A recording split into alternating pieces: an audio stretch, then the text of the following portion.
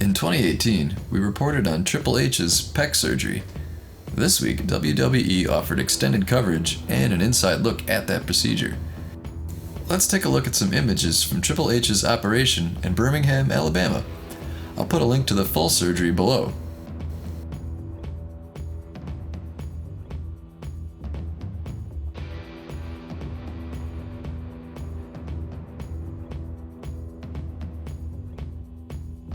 The cerebral assassin Triple H was injured in a match against Kane at the Crown Jewel event in Saudi Arabia. It was actually a tag team match that included Triple H and Shawn Michaels against Kane and The Undertaker. After the injury, Triple H continued the match, wrestling through incredible pain to ensure that the foreign fans got their money's worth.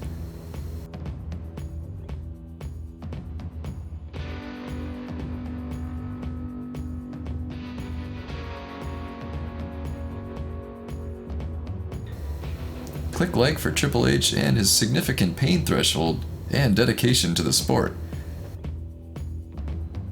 Surgeons evacuated a hematoma, which is a blood collection. It's essentially a large bruise from the tear.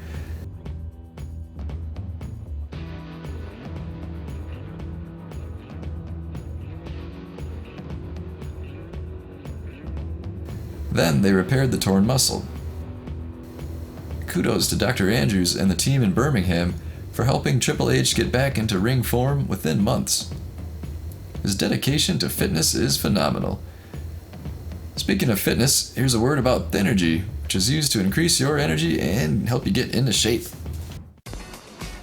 Hi everyone, this is Olympic figure skater Karen Chen. I'm saying hi to Team Thinnergy. If there's one thing I know, it is about diet and exercise, so stay dedicated to your hard work, diet, and keep up with the great work. So I love you guys so much and good luck with everything.